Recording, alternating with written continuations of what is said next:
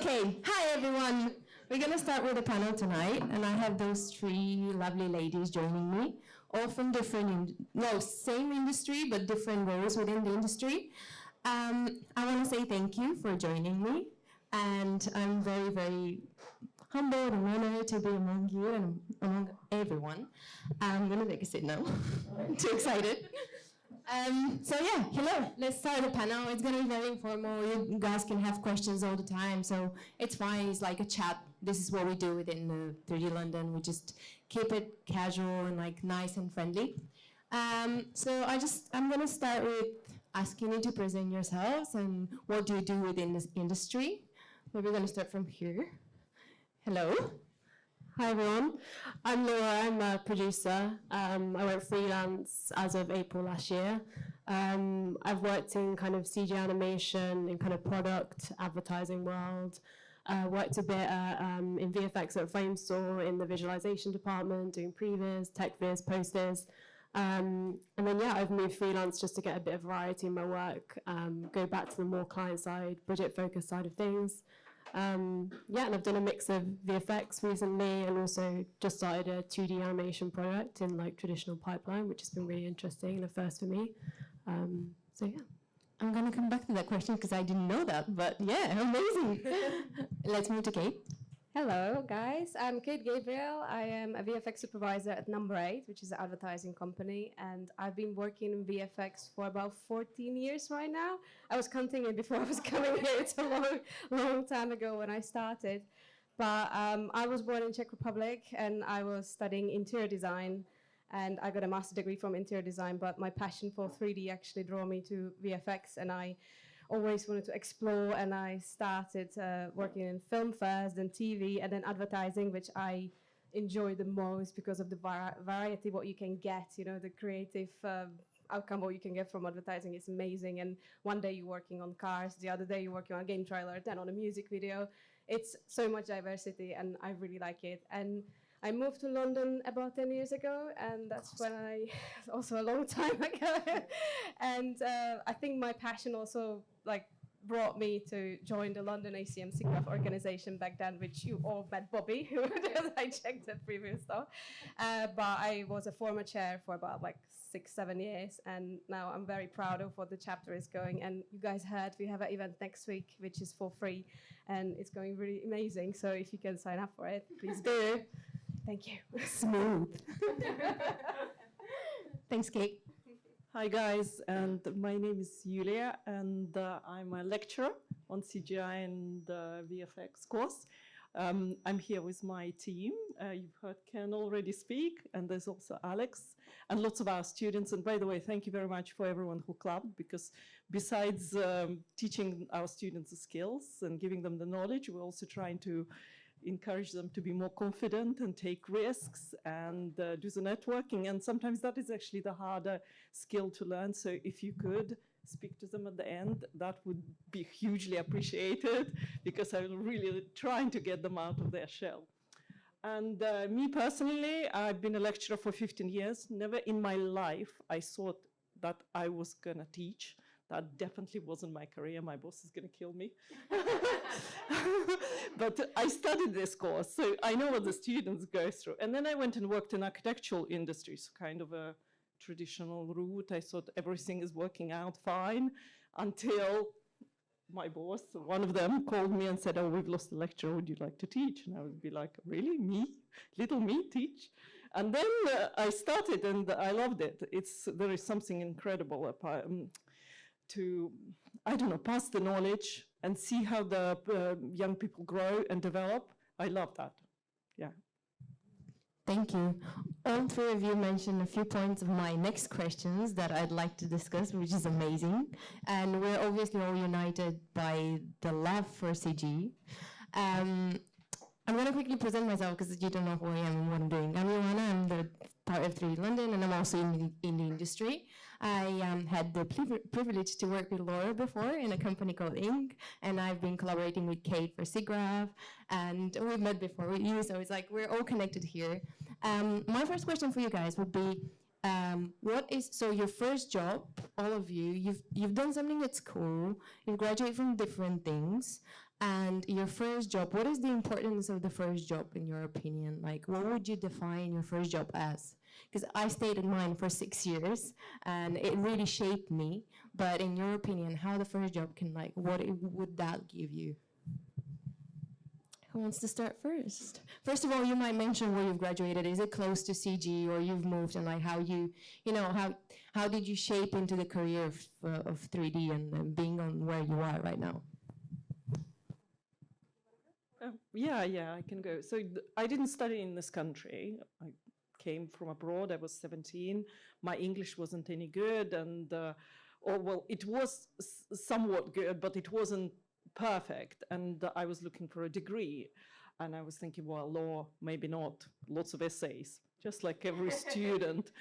Lots of writing, lots of reading.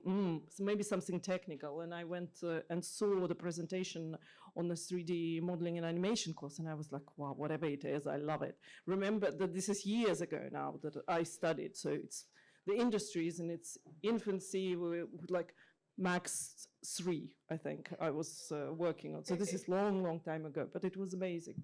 So yeah, then learn the skills. And the first job, I mean, for me, it was incredible to learn in an architectural company. It was the confirmation of that everything I learned, one, was needed, and this is also really important for my students to understand today, that what we are teaching them is needed, and this is why we're working really hard as a course liaising with the industry, so to try and understand what industry needs, so we teach the students exactly those skills, so they also find their first job and they have that feeling that they're needed and their skills are relevant to today's requirements. So yeah, for me it was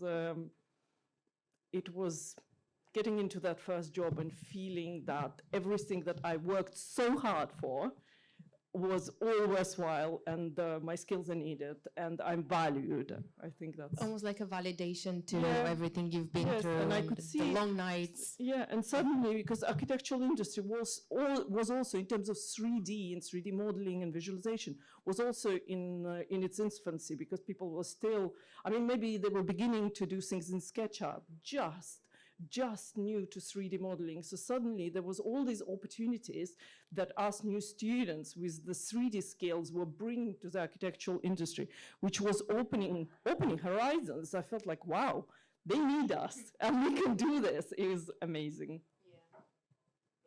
I agree. What about you guys? So I'm gonna take Yeah. the next one. I was just thinking about it, like when I was also studying abroad. I was studying in Czech Republic, and I was studying interior design, and I found the love for 3D. I love to explore every single button in the software. I use XSI, Softimage, which doesn't exist anymore, but maybe there are some people who remember that software. There's a huge love for that software, big community. And I start exploring, and suddenly I find out I can do more than just, designing kitchens. I can do motion picture, I can explode things, I can scatter things around. And I think I had a slight, like a midlife crisis where I was like 21. And luckily, my university was allowing for an Erasmus course. That was before Brexit. I don't know if it's now still available to do these courses, but I managed to came to Loughborough University in the UK, where I did pottery for 6 months. And I just needed a break from studying interior design, and on the side I was just doing my own stuff in 3D and just exploring, and that led me to send my portfolio to a friend who was in Iceland, and I managed to get my first job working back then in Iceland, and then I went there, and it was absolutely eye-opening. I remember, because it was a feature film, stereoscopic, and when it's the first time I saw my shots in the cinema on a big screen, I realized, oh my God, everybody gonna see this. This is exciting. And then I came back to Czech Republic, and I just said, like, okay, I'm just gonna do everything I can. I want to end up working in 3D and have this, feeling all again. That's amazing. It's a very inspirational story. And then you can do pottery, and then suddenly your shots are on screen. So The pottery wasn't the best, to be fair. I love Great Pottery Throwdown, if you ever watch it on Channel 4, but I'm not as good. Harder than it looks, I think. I guess it's quite a common thread that like on the panel here and probably for everyone else, you often start at school or a university, you might be studying something completely different to then what you end up doing. And I think it's always really reassuring to hear that because there's so much pressure at a young age. And I definitely felt that when I was at school because I was unsure of whether I should go to uni because I was actually good at something or was it actually something I wanted to do. So I took a year out, just working at Boots, not doing anything, not doing a crazy gap year or anything, because unfortunately I couldn't do that. But yeah, I took a year out because I was kind of panicking about that. And then I ended up doing English literature at university. So the opposite, a lot of reading, a lot of essays, a lot of analysis, which I really enjoyed. But yeah, the love of kind of film and wanting to work in that industry wasn't necessarily with me from a crazy young age, and I was always super inspired to do that. I think it came more when I was at university and I used to go to the cinema all the time. I started to write about films and I thought that criticism was something that I might want to do. And then I quickly realized that I wasn't passionate enough about writing about films to do it as a job and probably earn little money and not be able to move away from home. I wanted to move to London. That definitely wasn't going to support that. So I decided, well, what else can I do? I did film studies modules at a university, and then I decided that I would just try on the production side of things, and that's how I got into production. Got into my first job at Inc., which is where we worked together as an assistant. Became a producer there. Great thing about small companies is that you can learn a lot very, very quickly. And I think that has been, it was difficult at times, but it's definitely been a kind of very foundational part of my career. Yeah. That's really cool. Like 3 completely different stories again, but they meet at some point as well, and then again united by this industry. Something I've picked up from you all, like you mentioned the education and that is important right now. With all the AI and all the stuff coming, and people are like, oh, should we actually do that or not?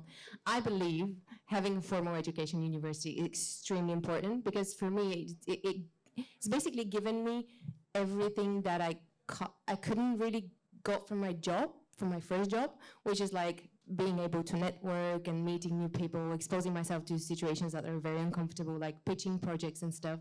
And what do you guys feel about like this? Do you support still, or you feel like, oh, nowadays we can just join a course and we're done with education? Obviously, I know you have an opinion on this.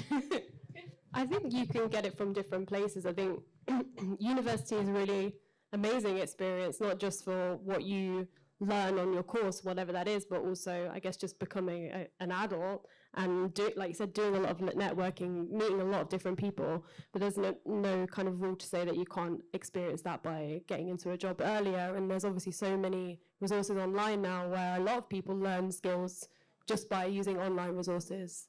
So they don't necessarily have to go into a formal education, but experience and learn something via the internet, which is amazing. Yeah, and then it doesn't put you in the real environment where you actually have to put yourself into an uncomfortable situation. No, it doesn't. But there are online communities as well. And I guess hopefully, 3D London might have started off as an online community, and now it's this. True.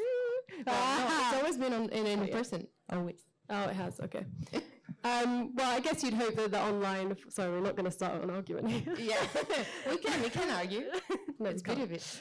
I guess hopefully online forums can encourage that kind of in-person meeting as well. But I suppose what I mean is I think university education is great because I had that and I'm really lucky and I feel lucky and privileged to have been able to do that. But it's great that now we do have other resources available that are really accessible. And it doesn't mean you can't learn those skills that way. The networking and the people skills, obviously, you kind of have to learn a different way. But yeah, that's what I think. Okay, thanks. Well, me personally, I'm a little bit old school, so I'm pro-university, but actually I'm also all for different approaches to learning, and even with the students that are already with us at university, we also encourage them to explore different ways to learn. So it's not only you turn up to a lecture, you listen, you go home. So perhaps you join forums, communities, you join events, and you try and draw knowledge from all different sides. But naturally, I don't want to be out of a job. So I want the students to come to university. And to make the experience great, we're also working incredibly hard. We're investing in equipment, we are making connections with industry, we are organizing incredible trips. We're trying to make students experience, even outside learning, a very interesting and a unique experience. And I hope they're getting some of it, because that's an idea. We're trying to provide a unique, or give them a unique provision that is in terms of knowledge, in terms of networking, in terms of opportunities, advice, all really broad. And yes, curriculum is always, of course, at the top of that, but there is all these other things that they're getting that perhaps if they're sitting at home, yes, somebody is incredibly proactive, could probably beat the curve and be at all those places and be at these events, but actually it's really difficult when you're young to know where you need to be at the right time. And we are creating those opportunities for them and building the connections and kind of pushing them and saying, right, this is good. This is go and listen there. Go and meet these people. Yeah, I agree with you as well. I think going to university is very personal as well, because you can have a dream, or like what you want to do since you are young, and then you're just gonna go for it. Sometimes you want to explore a little bit more, see what's out there, and the university can give you the time to actually try different things. And like me, like I don't know, like if I would be able to do just a half a year of pottery right now, because of the inflation and everything. It was just very interesting. And then I think it's still good to go to university, because it teaches you the teamwork, the discipline, the deadline, what you have to deliver, and that's something what you're going to face in your actual job later on. And you're going to make great friends as well. You're going to enjoy it. I would not skip it. Yeah, definitely. And talking about like the opportunities that you said, I always refer to one thing I had at uni. I'm just going to plug that. We had to pitch like a script with like a short animation, and you had to do it voluntarily. If you wanted to lead a project, you're gonna put your idea. And I put myself into the shoes of like, oh, one day I want to have my own studio, so I'll have to pitch to clients maybe. So I went there and I pitched, and it was really scary, and I felt like I'm completely out of like this earth. But then now when I pitch to clients, I remember back this story, and I was like, if I wasn't at uni at this point at this time, I would never actually have this experience, and this actually taught me a lot. And all the networking that came with this, and everything else uncomfortable that came after that actually is paying off now, which is like, you need a little time, but it's still paying off, and I think it's really valuable actually. Yeah, but then that leads me to the next question of like, how do you build confidence? And us being artists and producers and like being in the sphere of like art in general, we're sometimes, I'd say, not very confident in the things we do and the decisions we make. How do you guys, to be in a position that you're now freelancing? Freelancing means like you have a bit of confidence to say like, hi guys, I can lead your project. So how do you build that in yourself? And you're a supervisor, and you have to have confidence because you're supervising stuff. So, you're teaching people. Obviously, you need to have the confidence of like saying what's right, what's wrong. So I'm very proud. I've gathered people who actually are very, you've done something. And how do you get to a point where you start to believe in yourself that what you're doing is right? Loads of practice. You have to learn. You're learning. You're failing. You're learning how to not to fail. Then you learn how to face the clients. Then sometimes the clients are not in the best mood, so you need to also filter it. You need to go to your team and say it's great, but let's do something differently. I think I still don't find myself like fully confident, but I'm getting there. It's all about practice and learning, and then you get a confidence. Like if you see let's say pitch from a director, and you see in the beginning it's just like a couple of drawings and sketches, and you just have to try to imagine, and then maybe reference like, okay, I did work on this job 4 years ago. This is the way how we done it. Maybe we can try to do it the same way. And then you can try to confidently tell them, like, let's do it this way, let's shoot it on a blue screen or green screen, and this sort of, like, layout, and hopefully we'll do the CGI to it so it will look all perfect, realistic. And you need to stand by it. Yeah, And so it obviously, comes to and experience. trust your team. It's a lot about your team as well. If you have a great team around you, then you are confident, naturally, because it's just you guys are all supporting each other and going through it. Which I guess always comes in, like, if you have attended university, then you know how to work in a team, which is one important point.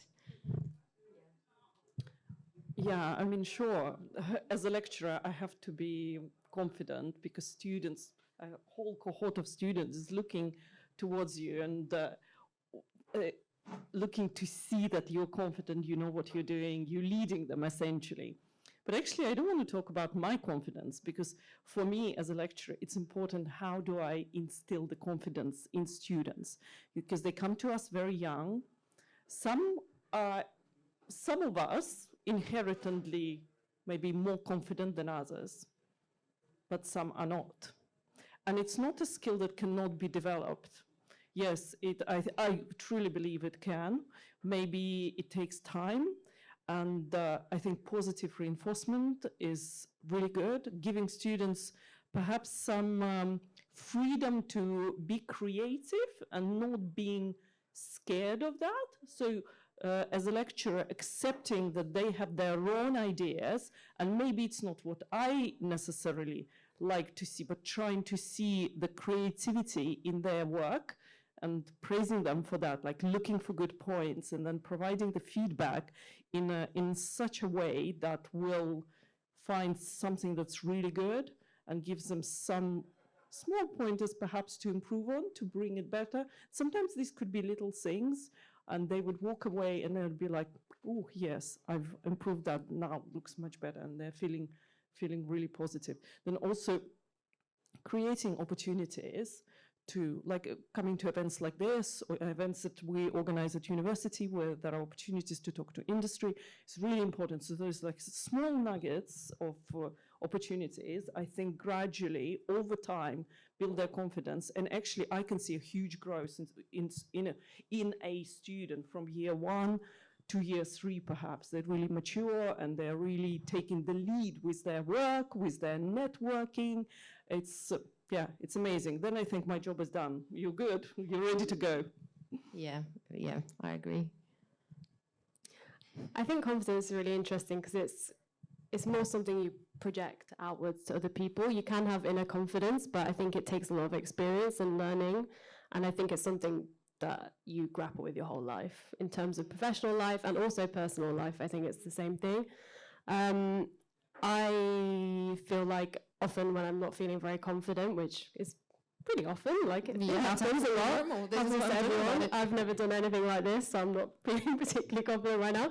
But you have to remind yourself of the things that you have achieved in the past, maybe, things that kind of give you rational things to say, I deserve to be here, I deserve to be doing this project. I've got enough skills to do this. And sometimes I lean on like my intentions behind it. So I'm intending to do the best job I can. I'm putting all my effort and all my knowledge and all my skills into it. Therefore, I should be kind of confident moving forward with that. And some of it is just fake it till you make it sometimes. I believe that 100%. It's like following that spirit. And I think it's just important to remember that everyone kind of wavers in that. And it's just something you continually explore and find as you go along. Yeah, confidence is building with time, I guess. It's something that you start within your job or whatever you're doing, you start without it, and then you try to fake it till you make it. Also, it's good to have good mentors. Yes, that was honestly, like, I was fortunate. I had some really good mentors in my previous, jobs and stuff, and it's those ones are the one like they can see your strength and they push you, maybe something what you can't see with your own eyes, and then you realize actually, I can do this, and it's fun, and I'm enjoying it. Yeah, my next question was actually going to be about mentors and how important this is in your life, because having someone to actually maybe look up to, for me, has always been something that has been driven me, I guess. What would you guys say? Obviously, Kate. Sorry, I answered that already. Good. Yeah, it's very important. Yeah. Have you had a mentor? Or someone that you actually look up to and say, wow, I'm inspired by that person? I'm not sure I actually have had someone who kind of fills the role of a mentor, like officially.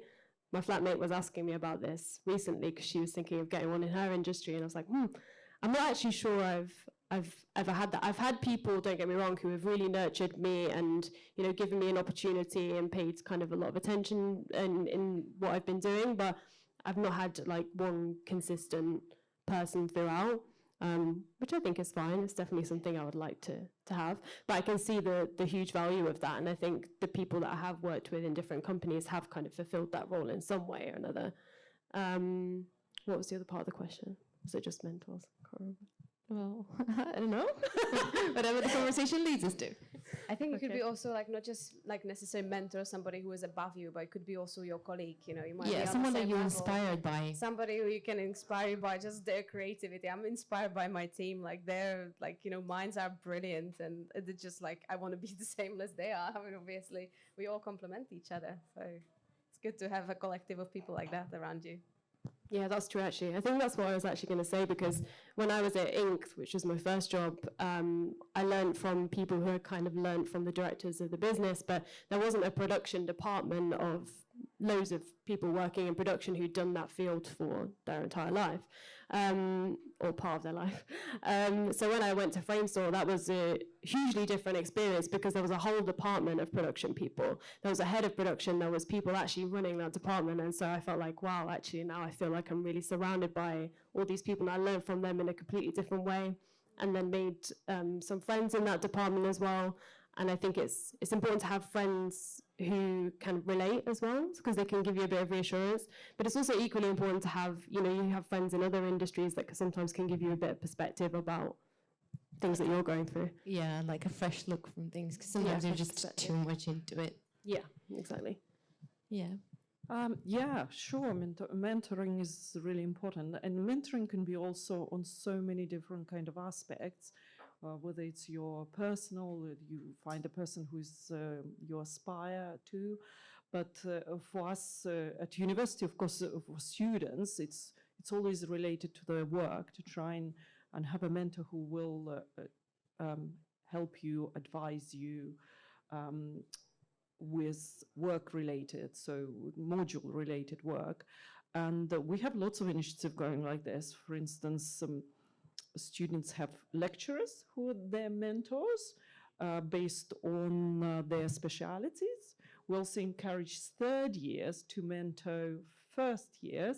So then it's a kind of, you get 2 for 1 there, because they're passing their knowledge as well as passing the confidence to the younger students who are new to this. So they're being mentored, but they're doing so much more than that. So yeah, it's worked well. We're trying to be very collaborative in that way.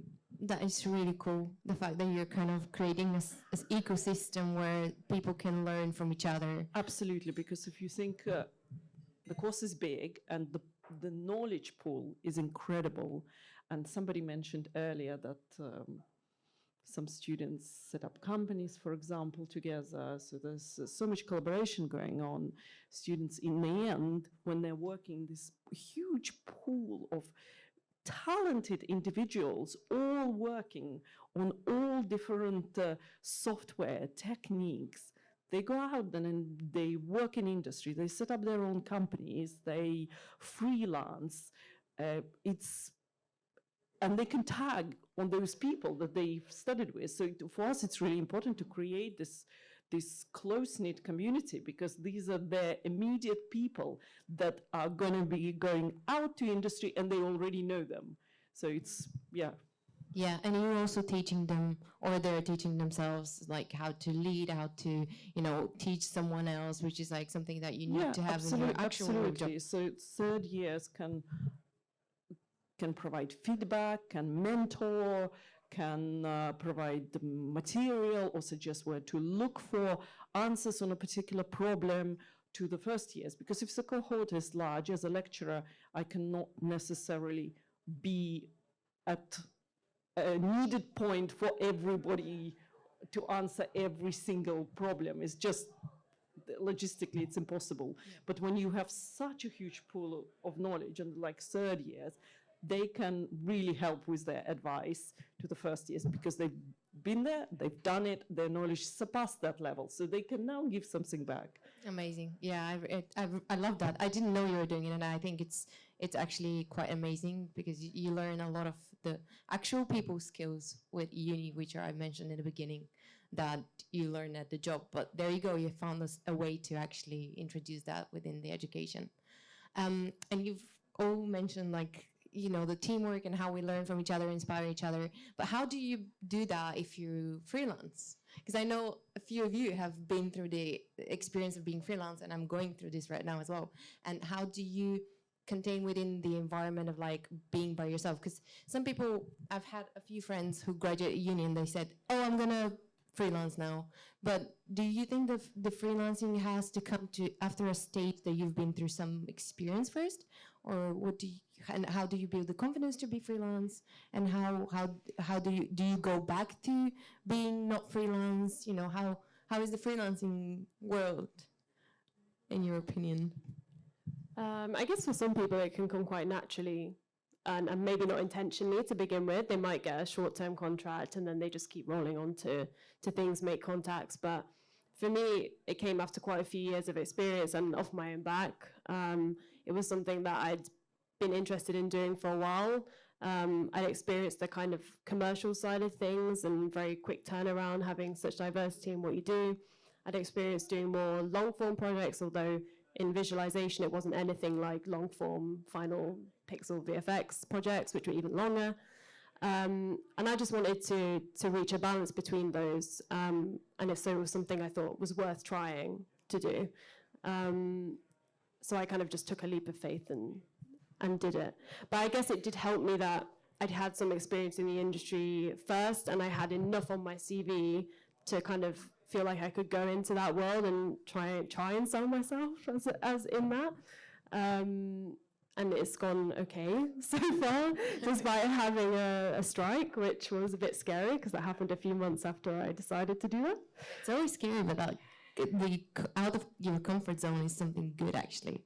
Yeah, exactly, and that's something I'm all for, and I think that also helps you just develop in life and develop that confidence, because even if I decide that freelancing isn't for me and I prefer being part of a kind of a solid team that is less changing, then that's fine, but at least I've tried it. And it's quite difficult because so far at least, I'm going from a couple of different companies, so company to company, meeting new people every time, getting used to their processes, which is amazing because your pool of people is opened up to so many people. Some of those people you might work with again multiple times, some of them you might not, but it's very interesting to kind of explore that. But then obviously it takes a lot of time, like mental energy to often go from one job to another, meet completely new people. Adjust to them the way they work. Yeah, the way they work. So yeah, it's been really eye-opening so far. Would you go back to working in an office, 9 to 5 and all that? Maybe. One of the things that I was scared of losing, because I tend to like people, was that I had like a kind of group of solid friends and colleagues at my last job, and there was a lot of socializing, and I really loved that. And I've of course stayed in touch with those people, but it's completely different when you then kind of have to kind of integrate into a completely new company, and then you might just leave a few months later. I'm not particularly good at like feeling comfortable in that very quickly, so I've kind of had to force myself to integrate a bit quicker to teams. So that's one thing that I definitely have missed. But then again, depending on the company, there can be amazing people around as well who you never would have met. So it's just kind of pros and cons, I guess. Yeah, it could be a very good way to find friends. Yeah, that's why I do it. Find friends, guys. Okay, do you have a bit of experience as a freelancer? What would you say? I was freelancing a very long time ago. So basically when I came from Iceland for my first job, I decided, okay, I'm going to finish my master's, even though it wasn't in the field I wanted to do. But I started freelancing on the side as a 3D artist, kind of like to try if I can make it on my own. And I did loads of, like, back then, architecture visualization, Nokia phones spinning on the table, and like some multiple advertising. I found the hardest because I did not have enough experience back then. I did not know what my actual skill set level was. So when I came to London, I literally underbid myself, and I took a very low salary because I thought, okay, that was my level. And then I found out, actually, I'm much more senior, and I should have been paid differently. And, you know, that's something which I wish I maybe stayed in a company, maybe started as a runner, then, you know, built myself up, see how it goes later on, and then move forward if I want to try something else, you know. But that was my experience with freelancing. When I came to London, I was on a contract. So I had a short-term contract, then a bit longer-term contract, and then I thought, you know, I just want to have some stability. I didn't get old back then, but, you know, I was like, I want some stability. So from now on, I'm permanent, basically. Yeah, so you went back to being... I went back to permanent, but we are having hybrid working, which I think is really important. I don't think I'll go 5 days a week, like 9 to 5. Be too harsh. I think I like the flexibility that some days, you know, let's say you don't feel 100%, you want to stay home, you can stay home. To have this option nowadays is quite nice. The only good thing which came out of pandemic. Yeah, that's a good thing. But you guys mentioned throughout the conversation of how, you know, one thing I wanted to ask about is, like, how do you find your strengths and your weaknesses? I think it's really important, you know, with your, does that come with the education? Because you mentioned that you're actually showing students, like, kind of guiding them through, this is good, this is not, this is your strength, this is not your strength. And, you know, throughout your education and then your first jobs and then finding yourself as where you stand, how do you find what you're good at, what you're not good at, and how do you try to improve yourselves? And when is the time where you lean towards what are you good at more? Of, like, do you want to be as an artist, do you want to be more technical, you want to be more artistic, or, you know, with you, what is the strengths and weaknesses of a producer? All strengths. No, I'm joking. Dramatic strengths. Too many strengths. Too many strengths. Do the job. Too strong. No, I'm obviously joking. Yeah, it's a funny one, because I feel like it's a bit less black and white, but obviously there are different skills involved in the production side as well. I like to think that, like, sometimes it's what I feel most confident in what I enjoy the most. So, you know, the financial side of things is fine. It doesn't, you know, give me all the joy in the world, but it's fine. Like, it feels good. Scheduling. What, have money? Yeah. Scheduling as well is also good. And when a schedule, it sounds so boring, but when a schedule you've put together works and it's a tight schedule, and that's cool for me. Yeah, it's actually cool because it's skill that some of us don't really have at all. So I admire people who can actually stick to a schedule. Yeah, well, I've been on the, you know, I've tried to get you to stick to a schedule, and that was pretty difficult. So we worked together, just to remind about that. But yeah, so the thing that I love the most about what I do is the people that I get to meet and the people that I learn from, and the communication and working with teams. So that's the thing I enjoy the most. So I hope that that's one of my strengths. So I'd say the other areas of my work, maybe, you know, scheduling. I've had times in the past where, you know, I've been adapting to a new way of working in a company and it's not gone particularly well. I brought it back in the end, but I've, you know, had times where I've kind of failed and learned from that. And I guess it's also good to really understand and know your weaknesses, because then it's something you can focus a bit more on in the future, and you learn from those mistakes, which is very cliche to say, but you do. Yeah, it's true. I know most of the things you say, it's like, you've heard that before, but we are an actual example. You are an actual examples that those words are real, and we come to them with we're authentic on the things we say. So yes. Yeah. I think it sounds cliche. It's right. It comes from experience. I think it's okay to have weaknesses as well. I think, you know, it's okay to have areas where you're not as strong. That's totally fine. But like the job that I have just taken on is like I said before, 2D animation, kind of traditional hand-drawn pipeline.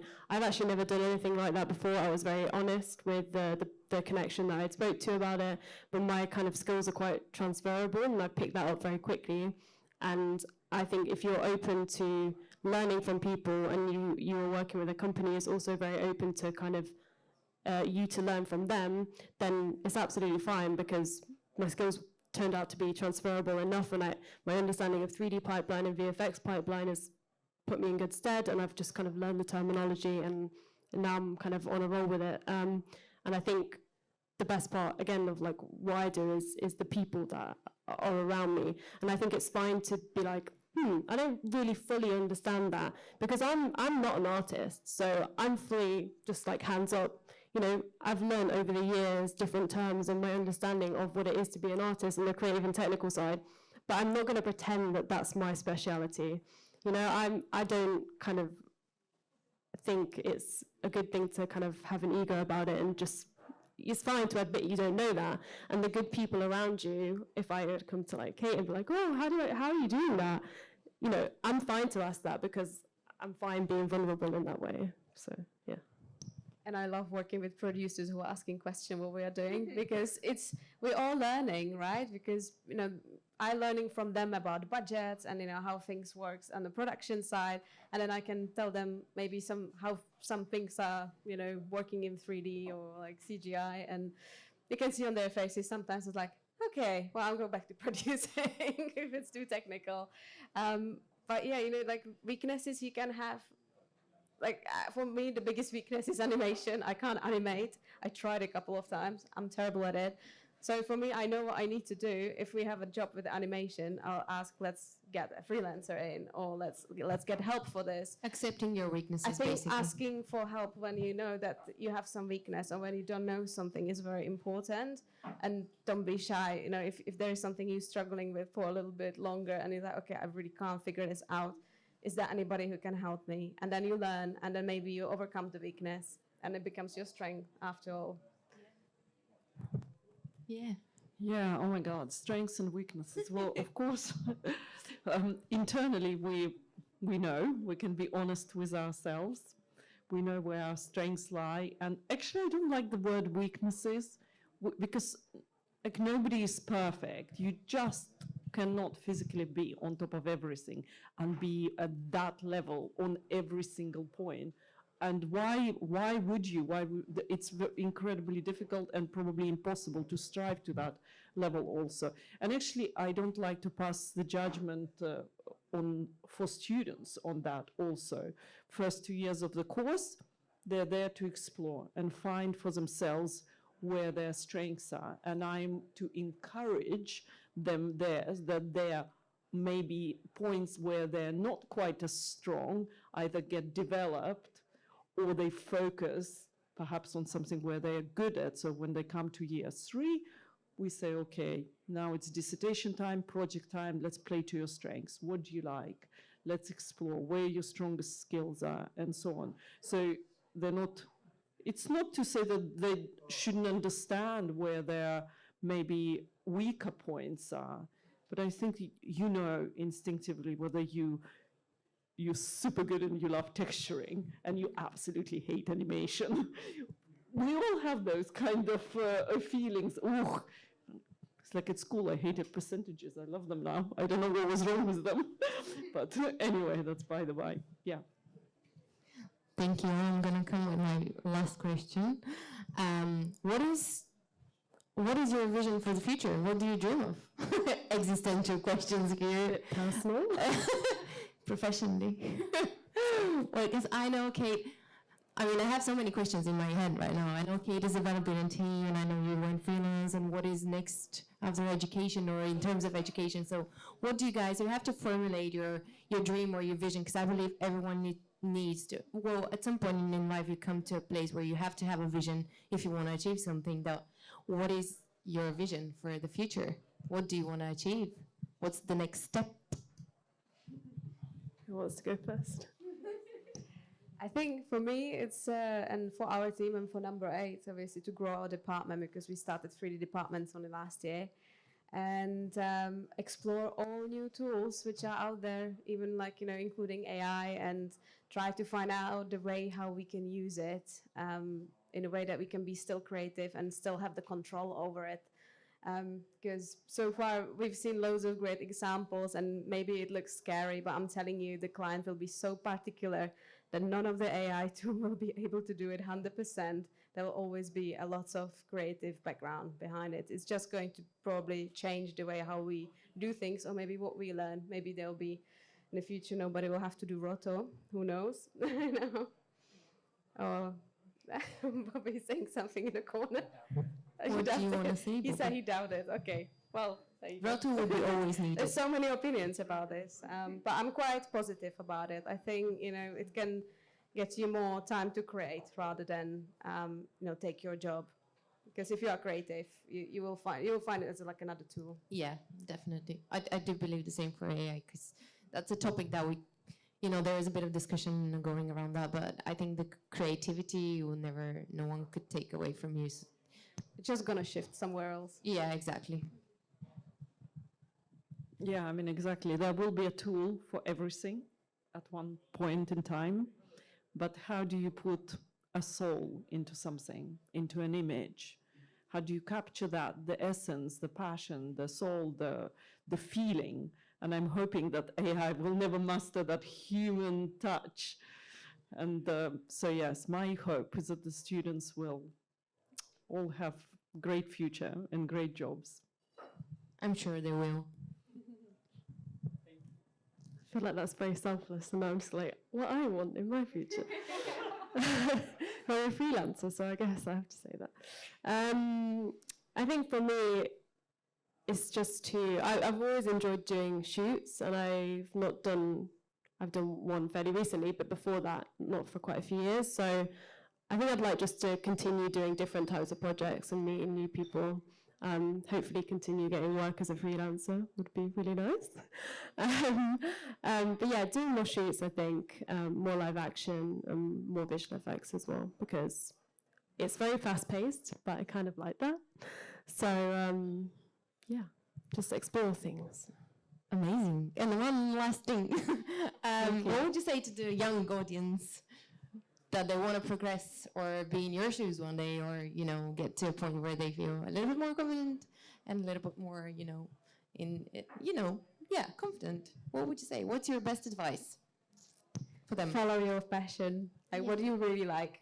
Honestly, that's what get me here. And I still love my job. I still love to go into work every day, and I'm looking forward to every single new project which we're gonna get, and just how we're gonna make it. So follow something what you really like, where you're putting your heart into. I think that's what will make you happy. I would say take risk, because now you are at that time in your life and at education where you can actually afford that. So absolutely take risk and have fun, because maybe later when you're working for an employer, it's a little more difficult. You're on the paid hourly pay. It's more tricky, so make it worthwhile now. Two very good answers. I agree with both of them, especially following what you enjoy as well, because that's something that I've found now in my career that I'm doing more than what I was doing when I was a bit younger. I was probably chasing what I thought was the cool thing to do, or would be the thing with the most status or the most praise. Whereas now I'm thinking, well, it's my life, so I should be enjoying it the way I want to. What advice would I give? And you've probably realized your strengths as well. Which is I still am, hopefully, going in the future. I'd say it's a cliche thing as well, but I hope that just realizing that making mistakes and going in the wrong direction is also absolutely fine. And I think that links to kind of following what you enjoy as well. If you then, suddenly, you've been following something for a while, you've been enjoying it, but it's kind of stagnating for you, you might want to explore a different area. That's absolutely fine, and it's absolutely fine to do that at whatever point in your career you are. Doesn't matter whether you're in the beginning or mid, end, doesn't matter. It's all about what you enjoy. That's my life advice. Thank you. And never say never. It sounds really cliche, but I once said, I'm never going to be freelance and I'm never going to work for a car company. and I'm freelancing for a car company. So it's like, yeah. You made it. You really made it. Yeah, so yeah, just never say never, follow your passion, take risks, which is really important. Yeah. I think Justin Bieber said that. Didn't he? Never say never. Sweet. He's my idol. Okay, well, thank you so much for, Thank you. if you want to add something, Yes, thank you so much you. for being here and for having this conversation with me. And I hope you guys enjoyed it and take something from it because, yeah, I've been very inspired. Yeah, thank you again, and thanks everyone for joining. Thank you, Anna.